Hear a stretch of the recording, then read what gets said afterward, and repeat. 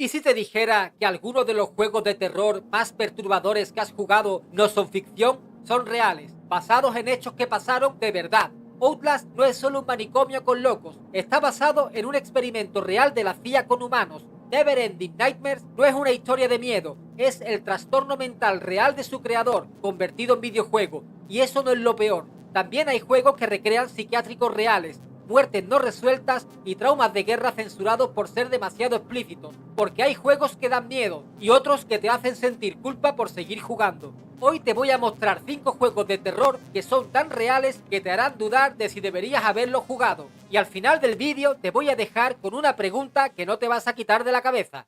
5. Neverending Nightmare. Imagina que te despiertas en tu casa, pero algo está mal, muy mal. Las paredes parecen respirar, hay sangre en el suelo, un espejo roto y una figura al fondo que no debería estar ahí. Corres, te escondes, te despiertas, pero sigues dentro, porque este juego no tiene monstruos. El monstruo eres tú. Y no porque seas el asesino, sino porque tu propia mente es la que te está destruyendo desde dentro. No es una metáfora barata, es exactamente lo que vivía su creador todos los días de su vida. Matt sufría un trastorno obsesivo compulsivo severo, acompañado de episodios de depresión paralizante, pero no ese TOC que mucha gente usa para bromear con "les gusta tenerlo todo ordenado". No. Hablamos de pensamientos intrusivos que no puedes apagar, de imágenes mentales violentas, miedo constante a hacerle daño a la gente que quieres, de repetir acciones sin sentido solo para sentirte seguro y luego vuelta a empezar. No podía explicárselo a nadie, porque ¿cómo haces entender algo que no se ve? Así que lo convirtió en un videojuego, pero no uno cualquiera, uno que te mete en su cabeza y no te deja salir. Cada escena representa un miedo específico, despertarse en bucle, el insomnio, caminar por pasillos vacíos, el aislamiento, clavarse cuchillos o arrancarse los ojos,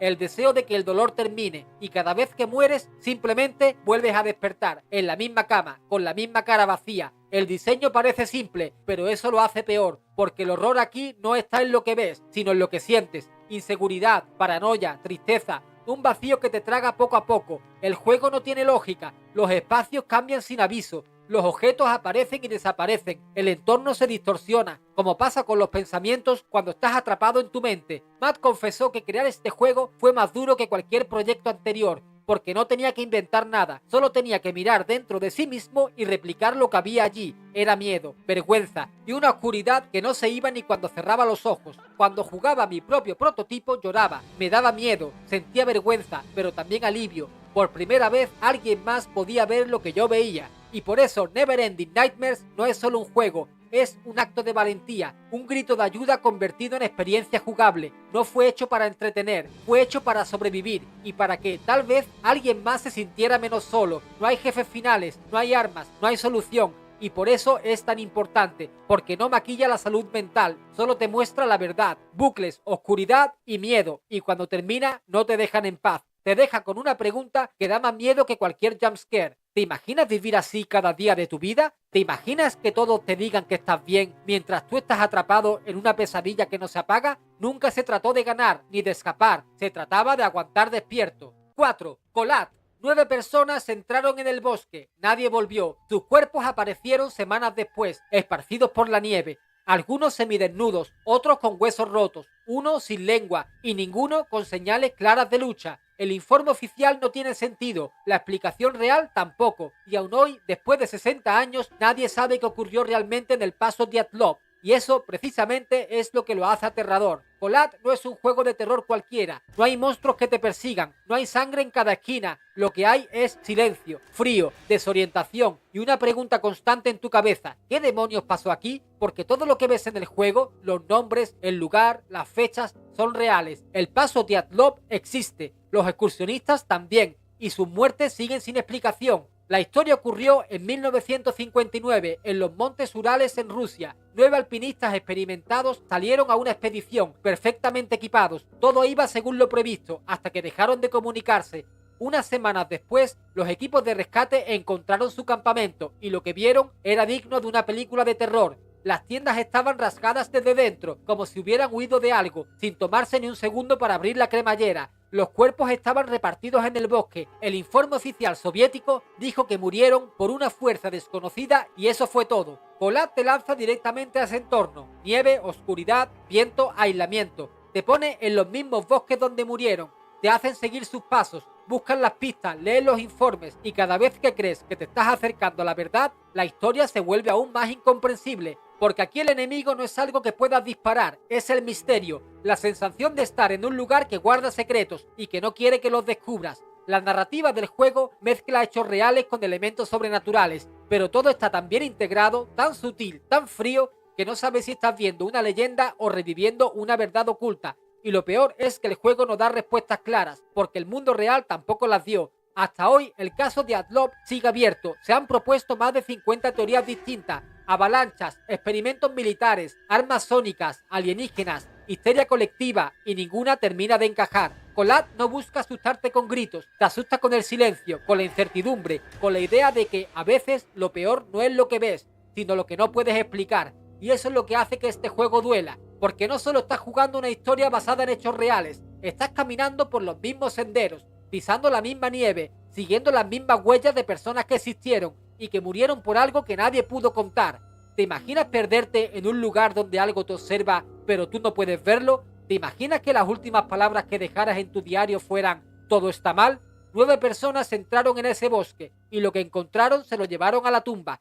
3. The Town of Light. Todo lo que vas a ver en este juego pasó. Los edificios, las camas, los informes están ahí, en Italia. Aún puedes visitarlos. Y si lo haces, verás las paredes descascaradas, los pasillos interminables, las habitaciones donde encerraban a mujeres durante años, no por estar locas, sino por ser incómodas. Bienvenido a The Town of Light, un videojuego ambientado en el Hospital Psiquiátrico Real de Volterra, Italia. Un lugar donde el horror no lo provocaban los fantasmas, sino los médicos. Volterra fue uno de los psiquiátricos más grandes de Europa. Durante más de un siglo, miles de pacientes fueron internados allí, muchos sin diagnóstico real, mujeres que pensaban demasiado, hombres que molestaban, adolescentes con traumas no tratados o simplemente gente pobre sin a dónde ir. Una vez dentro no salías, no importaba si estabas sano, lo importante era el papeleo y el poder. Las condiciones eran inhumanas, celdas sin luz, camillas oxidadas, electrochocs sin anestesia, contención con correas durante días, humillación como tratamiento y lo peor, todo era legal.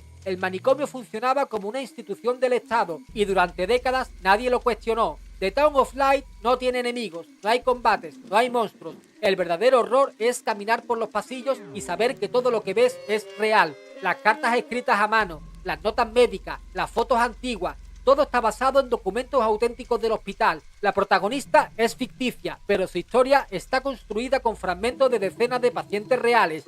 Sus voces, sus traumas, sus recuerdos. El juego te obliga a revivirlo todo desde su perspectiva. El ingreso, la desconfianza, los abusos, el deterioro mental, la soledad y cada paso que das, cada puerta que abres es un puñetazo en el estómago, porque no hay fantasía, solo injusticia. El juego fue criticado por mostrar demasiado, pero la pregunta es, ¿demasiado para quién? Porque lo que enseña no es ficción, son escenas que pasaban a diario en hospitales como Volterra, no en 1800, en los años 60, cuando nuestros abuelos ya vivían, y no solo en Italia. Estas cosas pasaban también en Francia, España, Alemania, Argentina, México. La historia no es tan distinta, pero The Town of Light no busca culpar, busca recordar para que no vuelva a pasar. ¿Te imaginas ser encerrado durante años por algo que hoy se trataría con terapia? ¿Te imaginas que tu única salida sea olvidar quién eres para dejar de sufrir? Volterra cerró sus puertas en los 70, después de la ley Basaglia, pero los ecos de lo que pasó allí siguen sonando, en cada pared, en cada nota médica abandonada y ahora también en un videojuego. 2. Martha is Dead. A veces el problema no es que un juego sea demasiado violento, el problema es que cuenta algo que no queremos ver. Este juego fue censurado en consolas porque mostraba escenas demasiado perturbadoras, demasiado crudas, demasiado reales, pero lo que no te dicen es que muchas de esas escenas están basadas en hechos reales. Durante la Segunda Guerra Mundial, en Italia, en casas normales, con niñas normales y decisiones que ningún niño debería tener que tomar.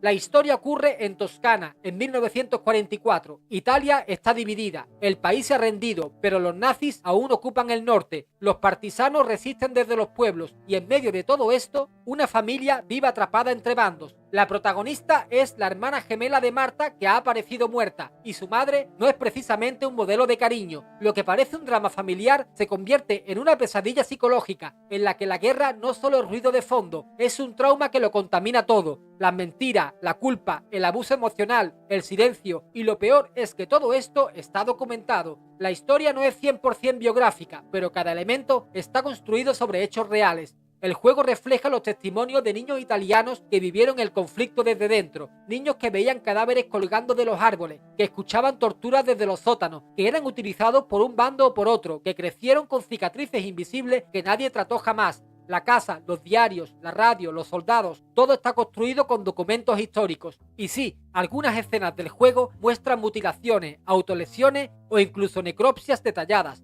pero no por shock barato, sino porque eso fue lo que pasó. En consolas, Sony decidió censurar las escenas más fuertes. La versión de PlayStation recorta fragmentos, elimina secuencias interactivas e incluso difumina partes claves de la historia. Y eso encendió el debate. ¿Hasta qué punto podemos mostrar el trauma real? ¿Dónde está el límite entre narrar la verdad y proteger al espectador? Porque lo que muestra Martha is Dead no es gore gratuito, es el dolor sin filtro de una generación que no tuvo tiempo de sanar y que hoy por primera vez tiene una voz. El juego mezcla fotografía, simbolismo, fantasía y horror psicológico. Todo está envuelto en una atmósfera que te hace sentir incómodo. Y eso es exactamente lo que busca. No quiere que disfrutes, quiere que entiendas. Y hay una escena en particular que marca para siempre. No la voy a describir aquí, pero si jugaste la versión sin censura, sabes de cuál hablo. Y si no la jugaste, pregúntate por qué fue tan polémica y por qué, aún así, sigue siendo tan necesaria. ¿Te imaginas crecer en mitad de una guerra y que nadie te pregunte cómo te sientes? ¿Te imaginas que tu dolor sea tan incómodo que la gente prefiera censurarlo en vez de escucharlo?